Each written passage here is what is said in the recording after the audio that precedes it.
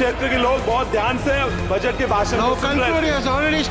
आशा ये थी कि सांगली को इस बजट में कुछ हासिल हो, लेकिन दुर्भाग्य ये रहा कि सांगली तो दूर, लगभग 1.5 घंटे के भाषण में एक बार भी मेरे राज्य महाराष्ट्र का नाम नहीं लिया गया।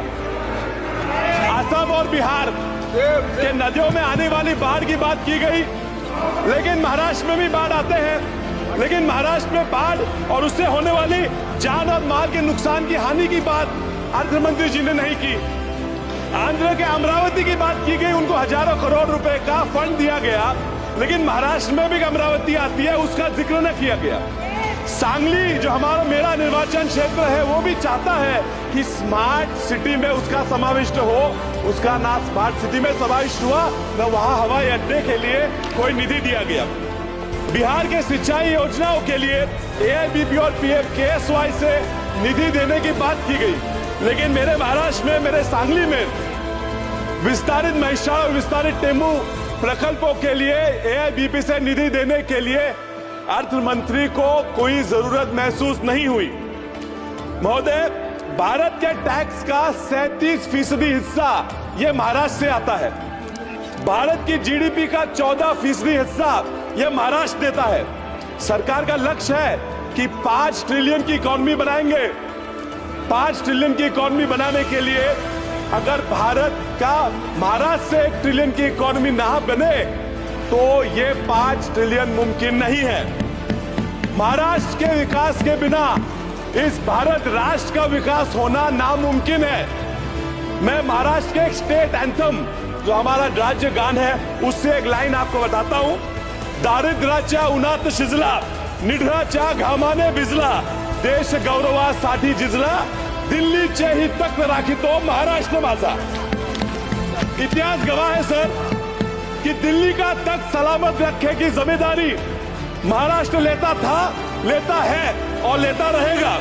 फिर चाहे वो आर्थिक हो, सामाजिक हो, साहित्यिक हो या राजनीतिक हो।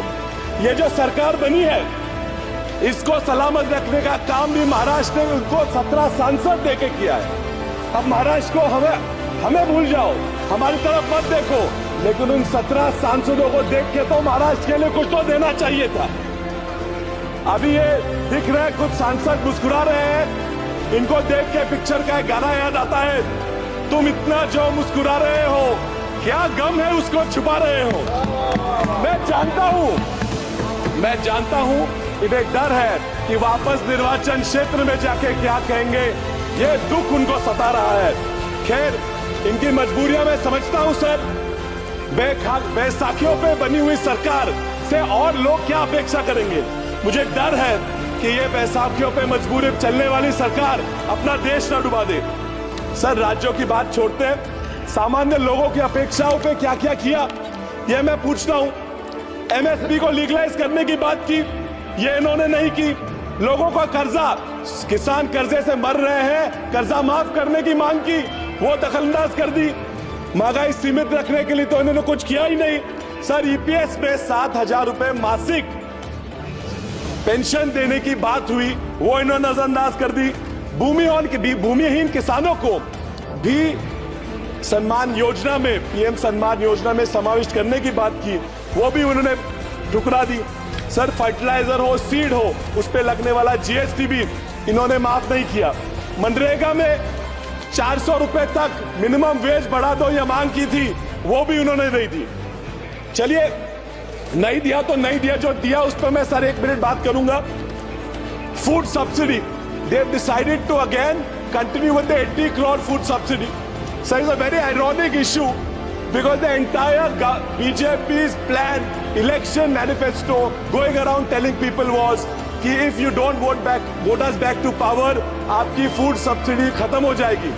सर, फूड सब्सिडी की बात करते हैं और खुद इन्होंने इनके बजट में फूड सब्सिडी पे देने वाला प्रोविजन कम कर दिया है। सर, ये किसानों की वेलफेयर की बात करते हैं, 13.5% फर्टिलाइजर की सब्सिडी के लिए होने वाला प्रोविजन इन्होंने कम किया है। सर, ये इंटर्नशिप की बात करते हैं, 500 फर्म मिलकर 20,000 लोग हायर करेंगे बात करते हैं, मुझे ये मुमकिन नहीं लगता। सर, ये 3 करोड़ घर बनाने की बातें करते हैं, मैंने पूरा बजट छान मारा, पिछले बजट से इस बजट में सिर्फ 5% ज्यादा प्रोविजन किया है। ये किसे फंसाने की कोशिश कर रहे हैं सर? ये छोड़ के बजट में 70,000 पिछले वोटर अकाउंट में और 60,000 इस वोटर अकाउंट में उन्होंने न्यू स्कीम्स के लिए दिए हैं। कौन सी न्यू स्कीम्स है? इससे क्या होने वाला है? क्यों नहीं बताते? हमसे वोट मांग रहे हैं और नहीं बता रहे 60,000 रुपए कहां जाए। Sir, you are in this budget, is this a budget only of announcements और is this a budget only for actual provisions?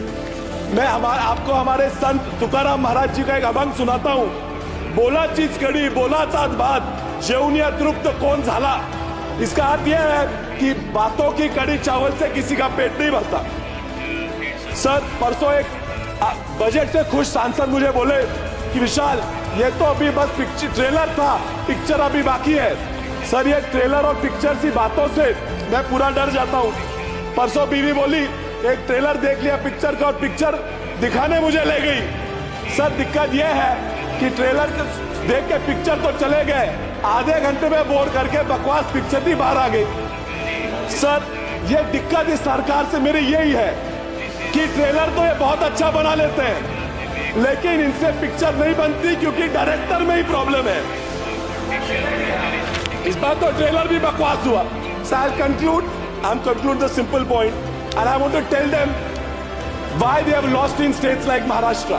And they may go on and talk about how the constitution was brought in and how caste equation was brought in, but that is not the reason for them losing majority of the states of India. They have lost because there's an article by Indian Express which says that in every state where the GDP has dropped, the BJP has lost. And if they continue with this kind of economic policy, I assure you, sir, I'm concluding, I assure you, sir, आने वाले महाराष्ट्र हरियाणा के चुनाव में ये वापस हारेंगे। इसलिए इनको अनुरोध है कि इकोनॉमी पे ध्यान दो, वरना आप ज्यादा दिन उस तरफ नहीं रहने वाले। नुकतेच अधिकरणाबाबत जाणीव हक्काची या न्यूज चॅनलला लाईक, शेअर व सबस्क्राईब करण्यास विसरू नका व सदैव रहा अपडेट। जाहिराती व बातमीसाठी आजच न्यूज चॅनलशी संपर्क साधावा। 80 87 820 897।